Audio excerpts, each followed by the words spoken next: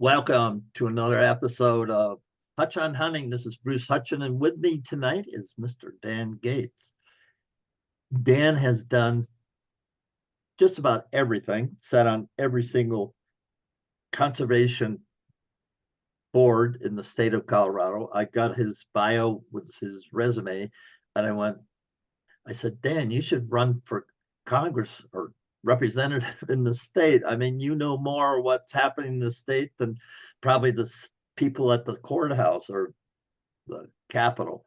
Dan, welcome to the show, and why don't you just introduce yourself and tell the listeners throughout the country and in Canada why you're doing what you're doing for Save the Hunt in Colorado. So thanks a bunch, Bruce. Appreciate the opportunity. As you mentioned, I'm Dan Gates. I'm the current executive director for the Coloradans for Responsible Wildlife Management.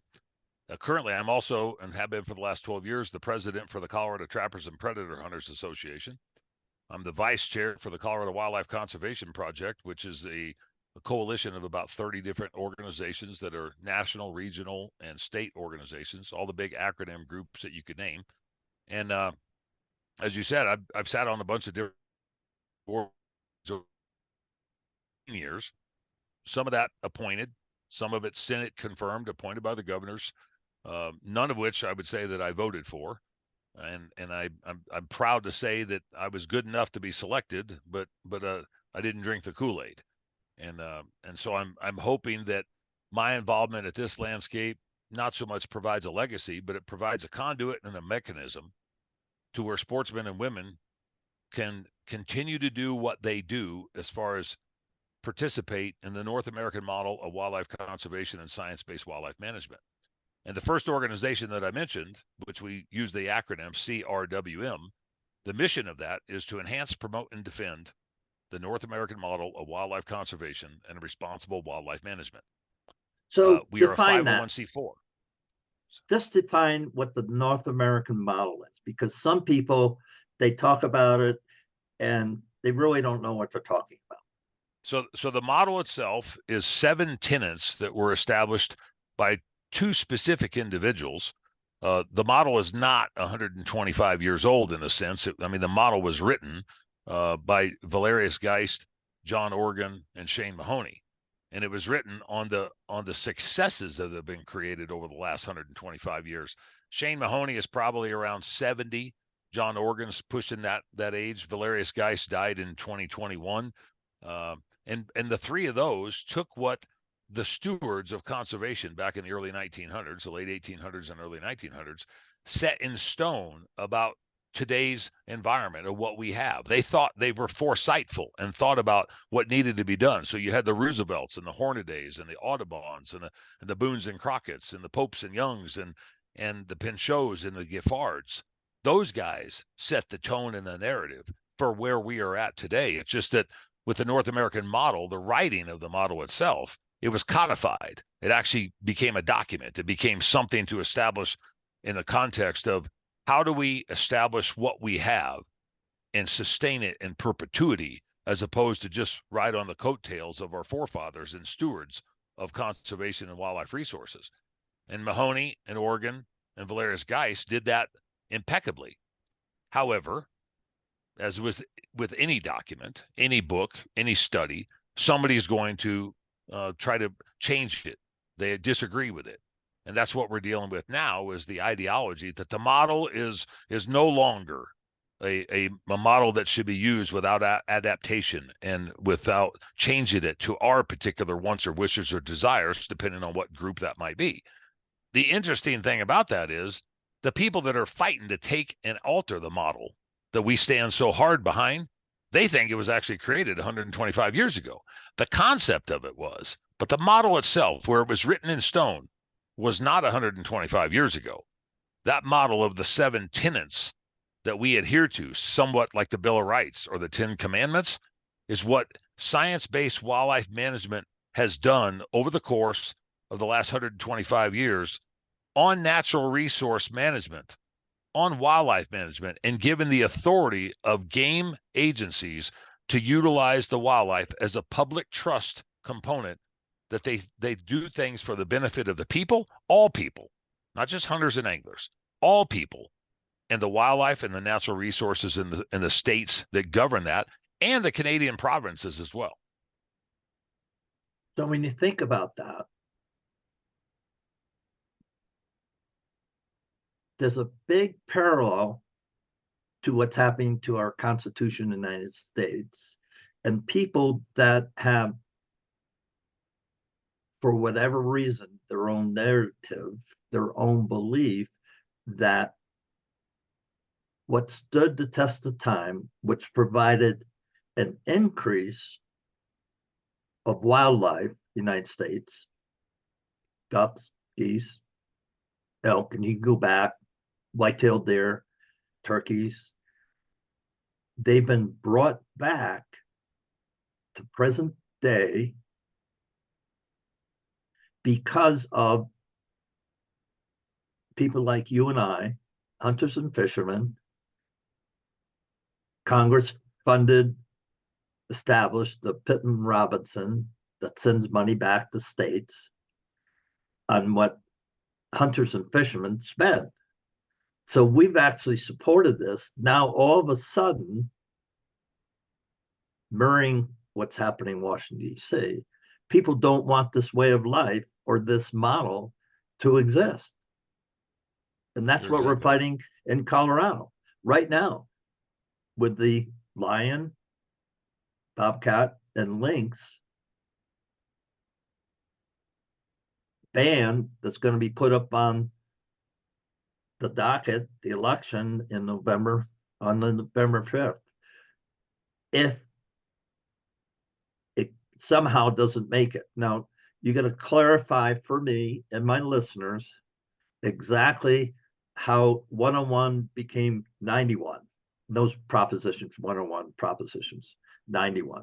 So just kind of flesh that out if you can next few minutes so people understand what we're fighting and what Save the Hunt in Colorado.com is all about. Yeah, SaveTheHuntColorado.com. We don't want to put in there because they'll end up going Save the Hunt else. Colorado. Yeah. But I'll give you a little bit of historical context that will bring us up to current day. And in 2019, there was a group, the Humane Society of the United States, along with a bunch of their counterparts, filed a citizens petition with the Colorado Parks and Wildlife Commission to ban the harvest of bobcats, which we successfully defeated with this Governor Polis's commission. And we were told that we would have a tough fight ahead of us, but we did come out victorious 11-0. They didn't like that result, so during COVID in 2020, they came back again and ran another citizens petition, which we then defeated 11-0 with the governor's commission. They came back in 2021 and tried it again and found out that they probably wouldn't have a favorable outcome, and they didn't want to do the 3 strikes you're out deal, so they withdrew the petition before it was actually heard by the commission. But they were full steam ahead until the point that they said, well, 3 strikes you're out isn't a good look, so we'll withdraw it. In 2022, they decided to go back to the well, only differently, and go to the Colorado legislature and run Senate Bill 31, which then they upped their game, thinking that they had full and unequivocal support from the Colorado General Assembly. And so they ran a bill to stop the harvest of bobcats and mountain lions. So they upped their game. Well, we were told that we would be losers on that end, and we won that in a Democratic legislature through the Senate Ag Committee. We won that 4-1. A lot of those co-sponsors of that bill actually bailed because of the support that we were getting and the outcry that they were receiving from the sportsmen and women and the conservation-minded individuals in the state of Colorado. So it brings us up to current day in September of 23, where after losing on 3 different occasions and withdrawing 1 petition, they opted to go to a ballot initiative. And it's meaningful to distinguish the difference between the 3, because the people that aren't playing on this landscape, because this is not the most important landscape to a lot of people, but it is to us, and they need to know the steps in the process. So anybody can run a citizen's petition to a commission. Anybody can run a piece of legislation if they can get a legislator to do that through a bill. This is a ballot initiative that we're dealing with now. And this is a ballot initiative to where If the signatures are gathered, they will be able to run a ballot for the general public to vote on come this November. Now, when they started this process back in 23, on September 22nd of 23, we were appropriately positioned to automatically appeal and claim foul on this particular initiative, which was Initiative 91. Now, I've gone through this many, many times, and I don't want to be redundant to anybody, but to cut to the chase, we had the funds, we had the wherewithal, and I say we, the Coloradans for Responsible Wildlife Management, because we are a 501c4. We are not a C3 like all the other acronym groups in the state of Colorado.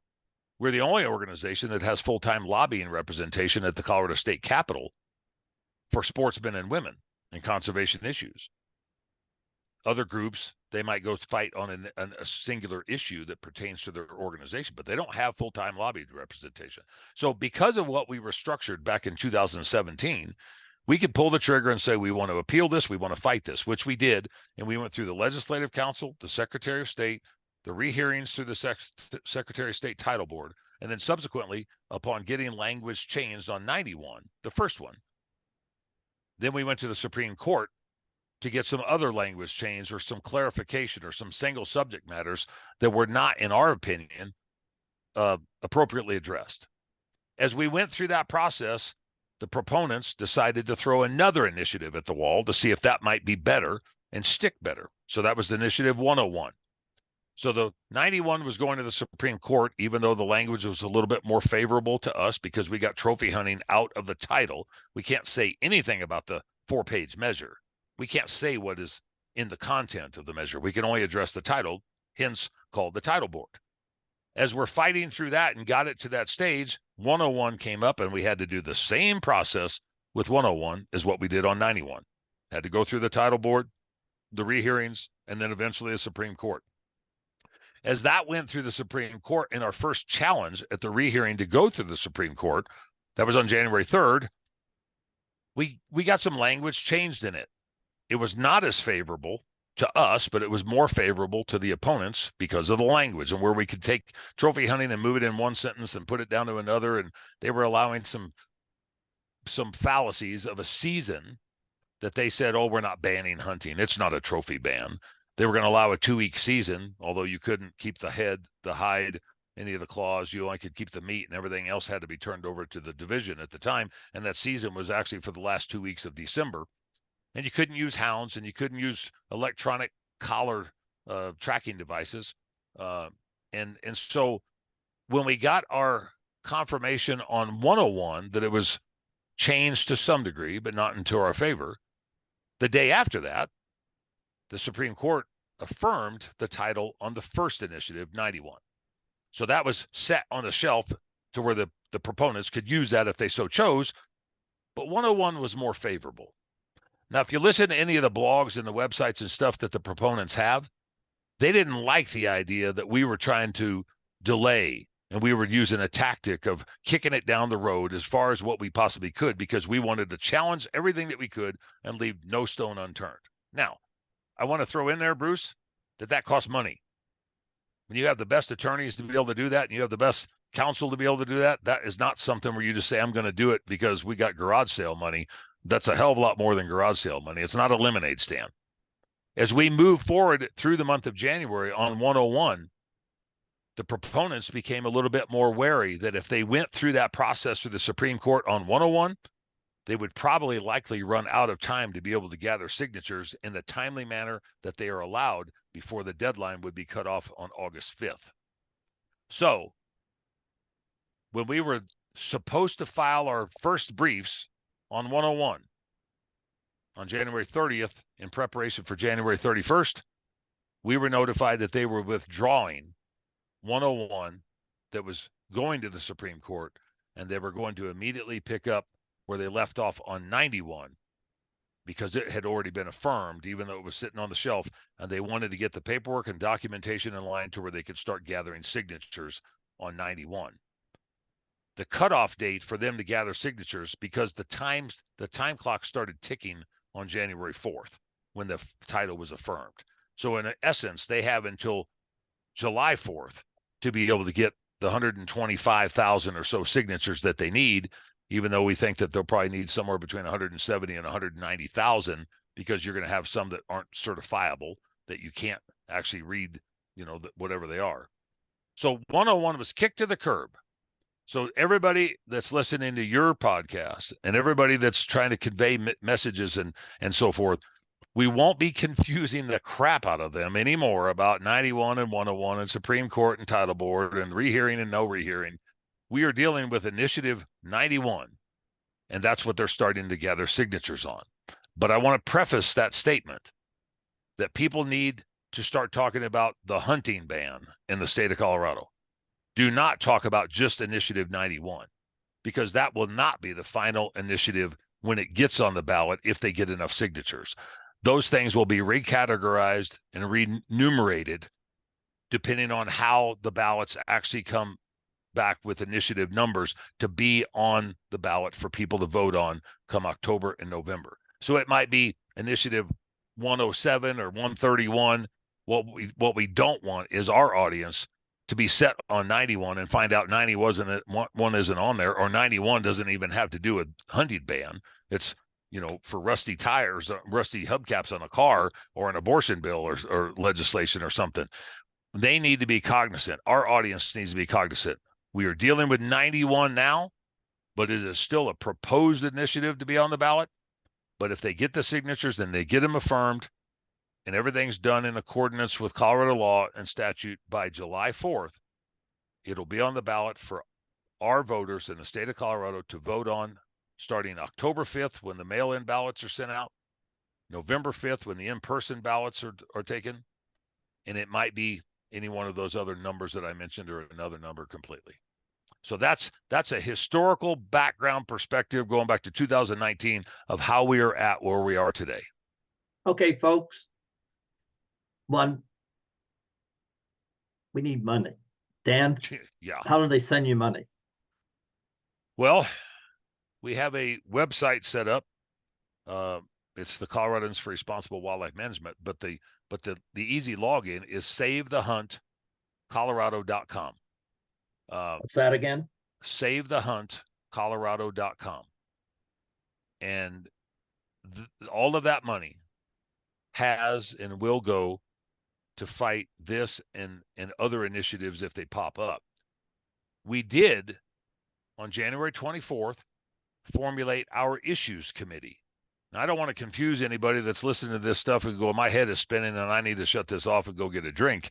But the issues committee is something that has to be done if you are going to appropriately counter or promote a ballot initiative in the state of Colorado. So the issues committee is more highly regulated than what Save the Hunt or CRWM is, because it's a campaign.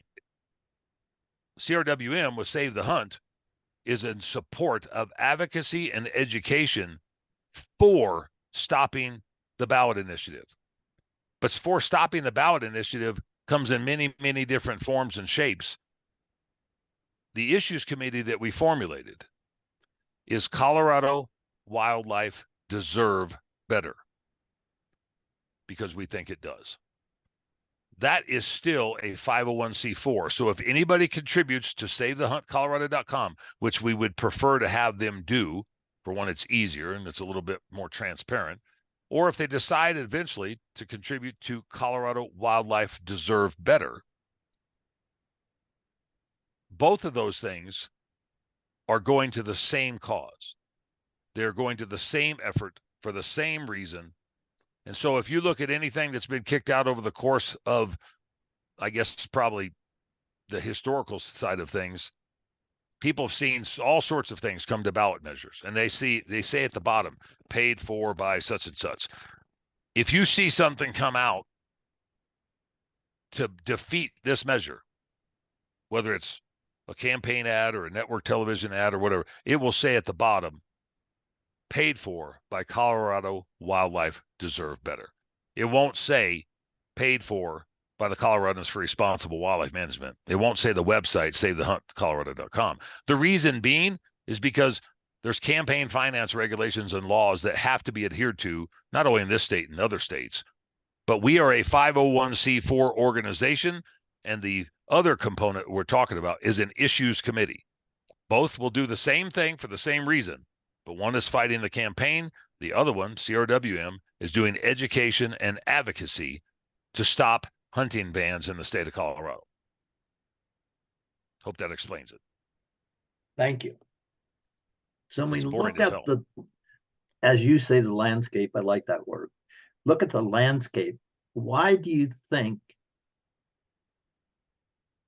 500,000 people, and that's fishing licenses and hunting licenses in Colorado, wouldn't all join together and say, no, hell no, I want to fish and hunt. I want my grandkids to fish and hunt.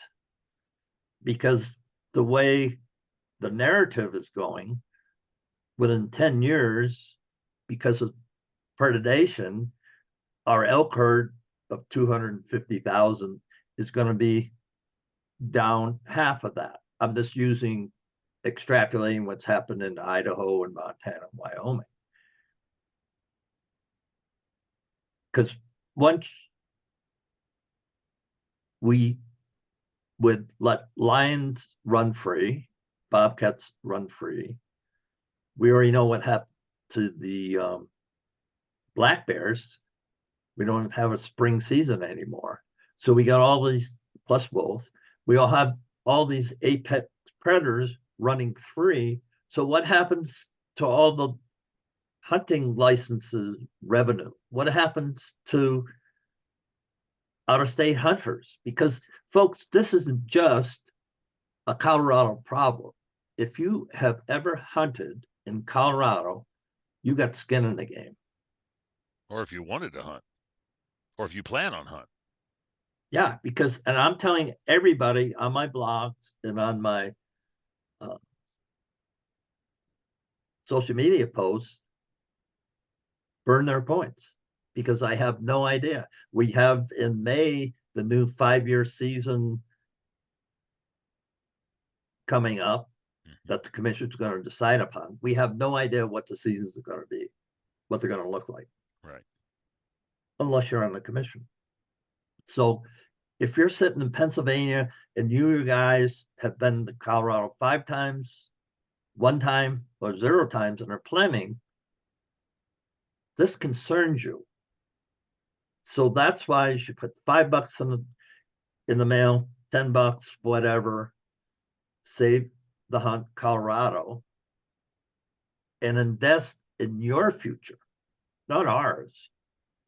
Dan and I just happen to live here and care about our state, care about the species. I care about the North American model, because if that goes away, folks, you're not going to have hunting in Colorado.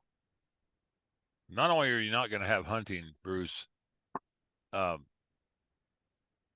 way that they've structured the language of the measure, and people can go to SaveTheHuntColorado.com and look at the language of the measure. It's under Initiative 91. It's easier to find there than it is the Secretary of State's office, even though the Secretary of State's office is fairly easy if you know how to navigate that government, internet landscape. But the language in the measure, not the title that people are going to see on the ballot, the language in the measure that they would see in the blue book that would support the ballot. The language specifically says that the definition of trophy hunting, which they call this a trophy hunting initiative, even though we got trophy hunting out of the title on Initiative 91, they call it trophy hunting. It's a trophy hunting ban. The definition of trophy hunting means to intentionally kill, pursue, wound, stalk, or entrap a mountain lion, bobcat, or a lynx. And it needs to be specified for the people that haven't heard me talk about this for the last 4 months. Lynx cannot be harvested in the lower 48 because they are federally protected and state protected. They can be harvested in Canada and in Alaska. Right. And I have never seen a lynx. I've seen several down in the Southwest. I've seen a couple in Montana. Yeah, but not in Colorado. I've never even seen a track. No, well, you might not have seen it, but we when we introduced lynx back in the mid 90s, reintroduced lynx, Actually, the Colorado Trappers and Predator Hunters Association, which was the Colorado Trappers Association at the time, helped be able to turn around and do that, just like we did on river otter, just like we did on other species and other things that on the landscape that we have to deal with. But the wording in that measure, intentionally kill, pursue, stalk, wound, or entrap. That's hunting. It's not trophy hunting. And we've said this many, many, many times. You take mountain lion, bobcat, and lynx just because it's the red herring and it's in the language. But you take mountain lion and bobcat out and put elk, sheep, coyotes, Doesn't matter. turkeys. It doesn't matter. What it does is it sets a precedent, Bruce, for statutory language that can then be used not only in this state, but other states, because it's not set in stone anywhere in the United States. Trophy hunting is not in any statutory language that we can find in any game management agency throughout the country.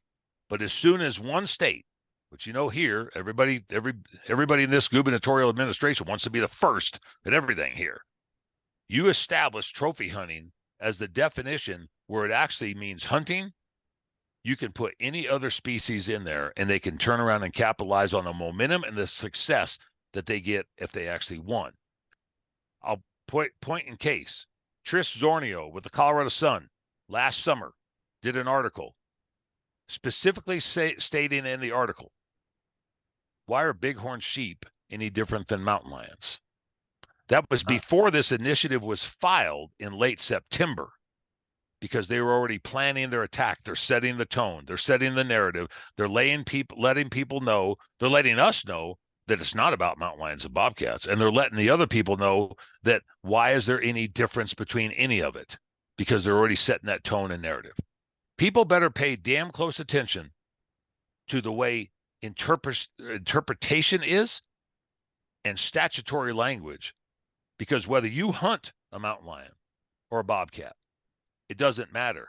They want what you have. If you read other measures in the language in the measure, where it talks about you can't use electronic tracking devices on your dogs, if you listen to what they've said in title board hearings, they reference and they talk about pheasant dogs, coon dogs, waterfowl dogs, beagles. They don't want you using anything because it's in the measure. Now, it might only pertain to mountain lions and bobcats and lynx at this time, but you can't tell me that the next time when they get rid of this, that they're not going after the other guys, whether it's the dog, whether it's the collar, whether it's the species, whether it's the method of take, it doesn't matter. And anybody that thinks that this is just a one-off on bobcats and mountain lions needs to look at the language in the initiative and see what it says, because what we need to do is educate our rank and file, our hook and bullet guys, and make sure our community fully understands that this is the first step. The way it's read, the way it's written, the way the language is, it's the first step that they can capitalize on everything that we've been bitching and complaining about, what we've been prophesying about over the course of the last 20 years. It is in this measure, and people better wake up and smell the roses. Two thoughts. I'll go to the first one. Success was had when reintroduction of wolves happened by ballot in Colorado. And that opened the floodgates, in my opinion, this man's opinion, to people who had no knowledge of the North American model, of how important the DNR is using science to manage wildlife, period. But the rank and file, the people along the Front Range, they said, oh, that's a pretty thing. Sure, I'll vote for reintroduction. That'd be nice to see in the park or in the wilderness when I'm out jogging with my dog. And to me, that was the Trojan horse. As soon as that happened, people who want to destroy what I hold dear. And I've been hunting since 1966. For a lot of reasons. One of them's field of play. 2 is community. 3 is tradition. I'm a hunter. You mentioned Steve Rinella, meat eater. You know, he's a hunter. Done very well with his show, but he's still a hunter. There's 13.8 million hunters in the United States of America. And just like the other aspects to our country right now, we've been marginalized, and Colorado is ground zero, folks. The Trojan horse is at the Capitol. And if the people in the Front Range decide to take over the management of wildlife in Colorado with this ballot initiative in November, if it gets that far, then everything you think you know about wildlife or care about wildlife has been destroyed. Yeah, and I think people need to recognize that the bad guy here is not our game management agency. The bad guy here is not Colorado Parks and Wildlife. The bad guy here is not your local game warden. The bad guy here is an agenda-driven gubernatorial administration that has an animal rights husband, spouse, first general of the governor, that has significant contacts on the landscape and has a favorable rating amongst extremist groups that are all against the things that we've been fighting for in the state of Colorado for the course of the last 25 plus years. I would like to mention too that some of those individuals have moved here from out of state to do these specific tasks. They were hired for these specific reasons. They came here with these specific orders and instructions. And people in Colorado need to recognize, not just the sportsmen and women, but people in Colorado need to recognize that our wildlife resources, our natural resources, are not here for the taking of agenda-driven mentalities to stop a science-based management agency that has been doing what it's been doing for the last 125 years to try to sustain in perpetuity our game species, 78 game species, 961 species of total wildlife. That's been their task, their mission, and they have done such a formidable job, whether you argue with a season or an allocation or point restrictions, or I didn't get a tag and I got too many preference points and that guy didn't have enough, whatever the argument might be, it's not the managing agency. They are not the enemy on this. We want them to be the experts that drive the science, whether we agree with it or not 100%, or do you want the animal extremists who move from out of state to come in state to utilize the resources that have been laid out for them like a golden brick road by individuals in this administration and this cabinet? Do you want them setting the tone and the narrative of what we do with our wildlife resources for your kids and your grandkids, or maybe their kids and grandkids? Because this is the epicenter, like you said. This is the starting point. And if they can accomplish what they can here, what they want to accomplish by changing statutory language, it sets the entire nucleus of what everything is happening in the Western United States. It turns it on its axis, and they can easily manipulate it and move to the next level, whether it's here or New Mexico or Arizona or Wyoming or Idaho or wherever the hell they want to go. We have to figure out a way collectively. And I wish I could I get express no more enthusiasm and optimism than what I've got, but I wish I could express to the general listener of the army that is being built behind the scenes that people have not seen so far. And you talk about a Trojan horse, Bruce. You watch what we do come July, August, and September. You watch what we've created. You watch the national influence, the industry, the donations and contributions go to work. We've taken donations in from 49 states so far. The sporting community and industry is stepping up like never before in the Western United States. And I'm talking the major sales divisions, the major manufacturers, the major influencers, the major organizations. They are kicking in not only monetarily, but marketing wise. They're kicking in strategic plans. They're kicking in things like what you're doing on this level, on such a level of magnificent proportions that you want to see something remarkable happen. Wait until we unleash the Trojan horse. And these individual groups will not want to come back to Colorado. When we get done with them, they will not want to turn around and do what we have done and what we've accomplished and what we built on. I promise you that. And they won't want to go to the next state that we hand our playbook and our roadmap to and say, this is what we did and this is how we did it. And oh, we built this coalition. We built this unified, organized alliance nationwide in Colorado because everybody came to us. And now we want to turn around and be able to unleash that to every other state that has the same problem that we do because we became an army and we became an effort of unity. And the animal rights activists are going to say, oh, maybe we need to go to New Hampshire or talk about turkeys, or maybe we turn around and need to go to Michigan and talk about white-tailed deer. But we don't want to screw with the West anymore because those guys have come out of the woodwork and they awoke a sleeping giant.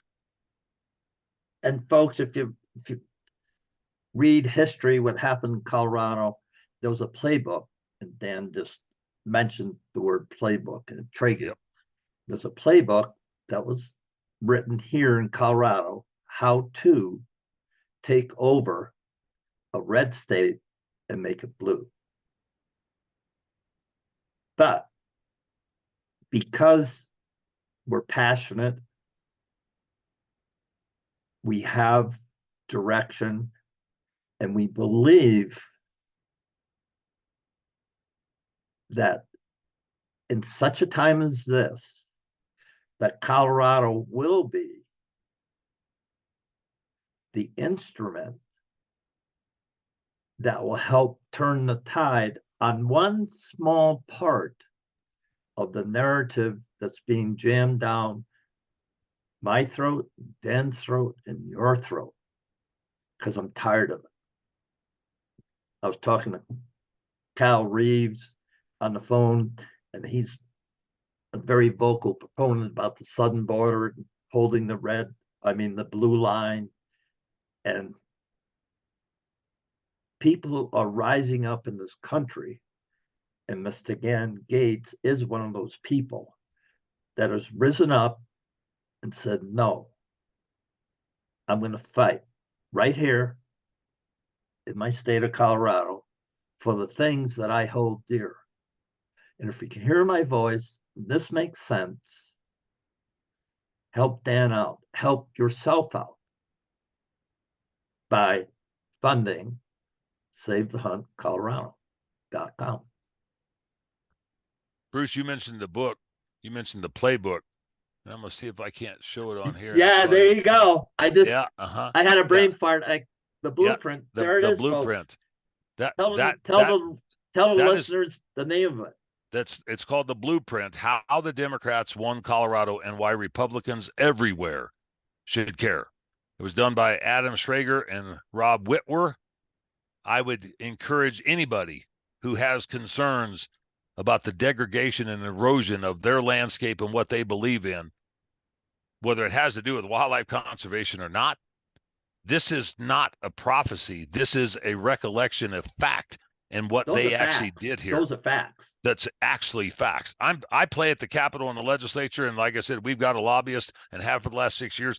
She's mentioned in here because she was a state representative at the time, and she's running for the House District 58 again this time. She's going to leave us if she's elected because she's sick and tired of what is happening at the Capitol, and she wants to go back to the State House to try to help change things. Another book I want to make sure people are aware of is, and it's hard to see because it's backwards, I think, but the North American model it's good. of It's good. oh, good.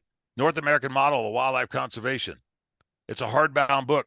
It's done by Shane Mahoney and Valerius Geist.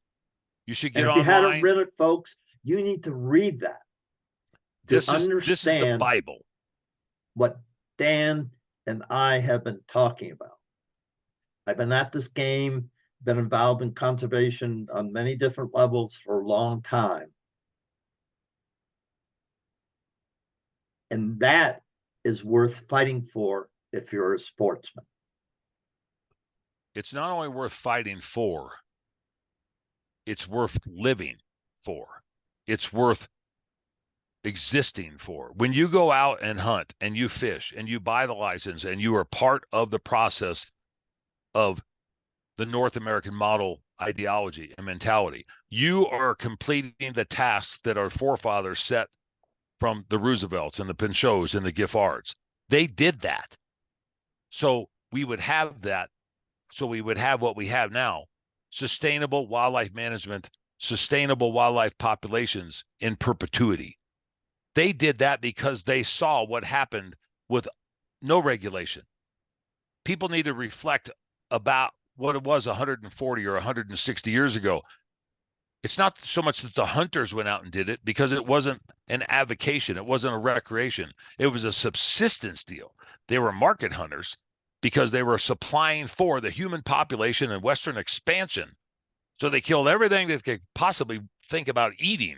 And they did it in such vast numbers that the sportsmen, the legitimate sportsmen and women that were in existence at that point in time, the conservation-minded guys that were looking at national parks and historical components of what we have today, they foresought what we have today because they saw things be depleted and extirpated and become extinct. The passenger pigeon, for instance, they killed them by the tens and tens of millions. They didn't do it for fun. They did it for food. Buffalo, elk, deer, bighorn sheep, you name it. We have what we have today because of what they sacrificed for, and then entrusting the government agencies through proper legislation. If you look at the Lacey Act, you look at the Migratory Bird Act, you mentioned Pittman Robertson in 1937, Dingell Johnson in 1953. You can even get into the Endangered Species Act. While that needs to be modified to some degree, depending on what it is and who you look at, it's a sportsman-related wildlife conservation component that has been instilled in our blood in this country over the course of the last 125 to 140 years. It's our job to maintain that. We should not just roll over and let people take it away from us. We should not let them try to tell us how to adapt to it. They need to allow the adaptation of that model, of that historical and traditional heritage, be based upon science. They are part of the public resource. They are part of the public trust doctrine that is in the North American model of wildlife conservation. They want to profess that that is something that we shouldn't believe in, but they want it for themselves, but we can't utilize it. There's something there when the hypocrisy gets to a point to where it's absolute lunacy, that I don't want you to do what you do, but I want to be able to turn around and reap the benefits. I want to sow the oats of what you can't do because I think that you shouldn't be able to do it. I think that's absolute bullshit. I think that we need to turn around and put our foot down collectively, individually, organizationally, industry-wise, landowner-wise, government-wise, and say enough is enough. And if we don't do that now, and if we don't stop stupid crap like this November, when are we going to do it, Bruce? I don't know. You going to do it the next time? There might not be a next time. That's my point.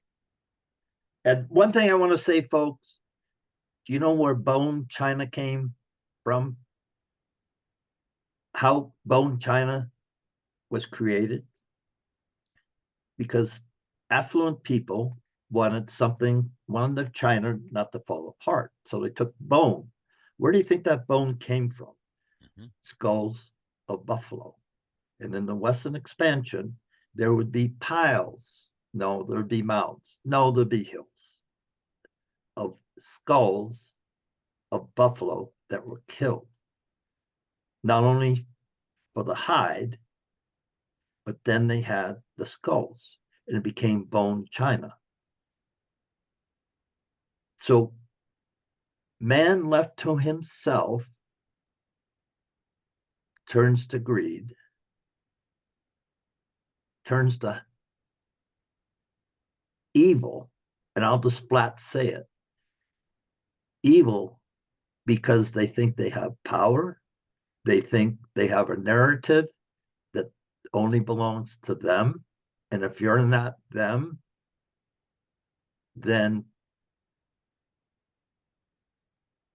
you're wrong.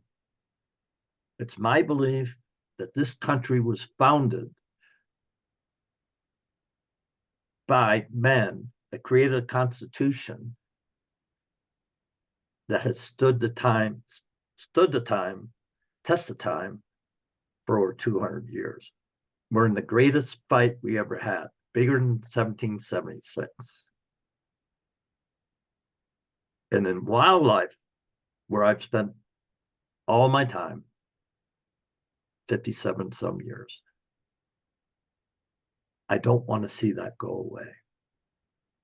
And I'll do whatever this man can to inform you, my listeners, that you can make a difference.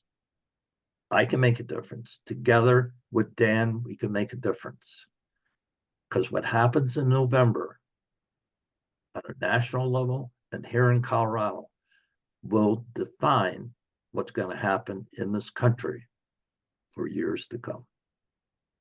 Final thoughts, Stan? I would like people, as they're applying for licenses here in a month in the state of Colorado, some of which is already happening in other states where applications are due. Yeah, January already closed. I mean, Yep. elk hunting in Wyoming already closed January. Yep. I would like people to take a strong look at why they want to hunt in their home state or why they want to hunt in a foreign state. You know, if you live in Ohio and you want to turn around and go to Colorado, or if you live in Texas and you want to go to Wyoming, or maybe why you want to hunt in Canada, or maybe even a foreign country. Why do you want to do what you do? It's an urge. It's primal. It's instinctive. We are hunter-gatherers on the landscape. It's tradition. It's heritage. It's maybe because you have accomplishments that you want to be able to be successful at. Maybe you have endeavors that you want to see the Far East, or you want to see the Far West, or you want to see something that drives you, just like it did the people that I previously mentioned that put a lot of this on the landscape for us today. Why are you doing what you do? It's a challenge. It's part of your psyche. It's part of your gene pool. It's bred into you, whatever it might be. Maybe you just found that this was your calling and you have to pursue game in some capacity. And while we might look at it from a food source, in all reality, there's a lot of stuff, Bruce, that we don't turn around and have to be able to survive on, especially if you're waiting to draw bighorn sheep after 30 years. You would starve to death if you waited to eat sheep meat or moose meat or wherever, unless you went to the far north. But people need to look inside themselves. And this is something that they can contribute to and be part of the victory. This is something I really honestly believe that they can have buy-in to, as opposed to saying, well, yep, Colorado screwed, whether you live here or whether you don't. Well, yep, Wyoming screwed. Well, yep, New Mexico screwed. How long down the road do you have before it gets to the point where everything is screwed? We have to figure out a way to say no. I think that the sportsmen and women are at a point where they realize they have to say no. They can't just keep turning a cheek. They can't just say that it's in the neighboring state, that it's a neighboring species problem, a neighboring method of take problem. This is a animal rights extremist issue, and they don't care where they go or what they accomplish as long as it's gone. Keep this in mind, that when you turn around and put your licenses in, your applications in, no matter where it might be, it's not the fact that you're putting in and you might harvest too many. It's that you harvest any, that you want to harvest any. They take that away. Think about how many resident and non-resident hunters in the state of Colorado are unsuccessful. 91%, according to state statistics, or 91% are unsuccessful. 9 out of 10 pay into the public resource so everybody, whether they hunt or whether they don't, can enjoy that wildlife. 20% of lion hunters in the state of Colorado are successful. 80% are not. 4 out of 5 go buy a license to pursue, if they so choose, a mountain lion, but only 20% are actually successful. Are you that part of that 20%? Are you part of that 9% on elk? Because when you put your license fees in, or you put your applications in, you're doing it so you can probably be in the minority of success, not the majority. Your hope is, but it's the opportunity. It's what you get to do out of your life, to take your time and your money to put it somewhere else in hopes that you're going to be able to continue to do that if you draw the tag. What I'm asking people, and it's hard for me, Bruce, to sit here and ask for money. What I'm hoping is that people will turn around and say, I put $50 in for a preference point and $300 for a resident license or a non-resident license, depending on what you hunt. I'm going to take $50 or a box of ammo or a tank of gas, and I'm going to kick it in to SaveTheHuntColorado.com while I'm doing all of this other stuff. Because next year, if they lose in Colorado, maybe I don't have the opportunity to do it. And I'll be thinking the next license season when I go to apply, I should have done that then. I should have contributed then, because now I don't get a chance. Oh, but look, they're in New Mexico this year. They're in Nevada this year. I don't want for people to turn around and look behind them and regret them not engaging. If we're so foresightful ourselves, like our stewards on the landscape were 125 years ago, if we're so foresightful that we're going to put in license applications in 8 different states in hopes that we're going to be able to draw something, and we get a bonus point and a preference point and an extra point and then some other different draw, put a little bit of money in to the fight to make sure that we support the North American model of wildlife conservation, and that we can live to fight another day to help the Rocky Mountain Elk Foundation and the Mule Deer Foundation and the National Wild Turkey Federation and Muley Fanatics and all the other acronym groups that are out there. Help us do this here, be part of the victory, be part of a successful team. And then next year, when you put your licenses in, you can say, I was part of that. Now New Mexico's got the problem. Now Arizona's got the problem. I can help there too. And it's a winning fight because of what I helped there in Colorado. SaveTheHuntColorado.com. You can continue to get updates. You can go on Instagram at c.r.w.m. And you can also check us out on Facebook at the Coloradans for Responsible Wildlife Management. And I tell you, if you look at what we're doing, and I'm not a social media guru, but the stuff that I've done in the last 6 weeks that people have reached out. Yeah. Jason Matzinger, Cameron Haynes. Today I did a podcast with Derek Wolf with Wolf Untamed, Randy Newberg, Robbie Kroger, the Howl guys. I mean, Blood Origins, you name it, they're reaching out because they see the need of this. And I just hope that listeners around the country will take this serious enough to say it's not one goofy bearded guy that's turning around and trying to start this deal. This is a movement. It is an organized coalition.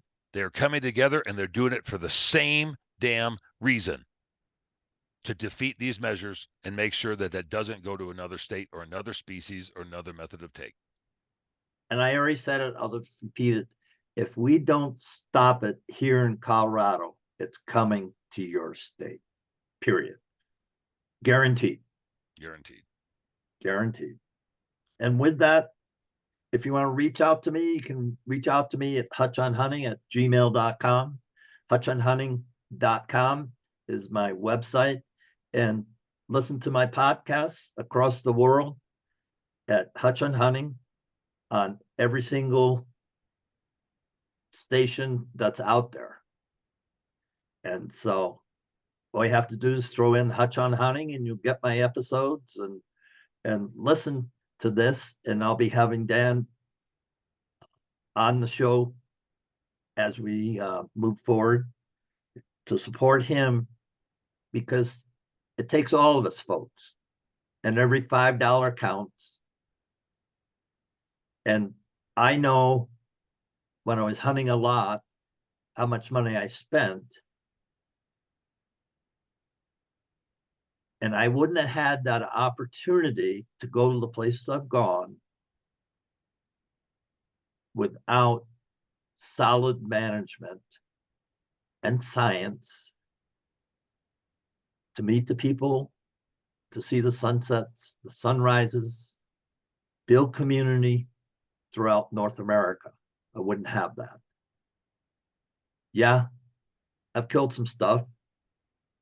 Got a couple of deer on the wall.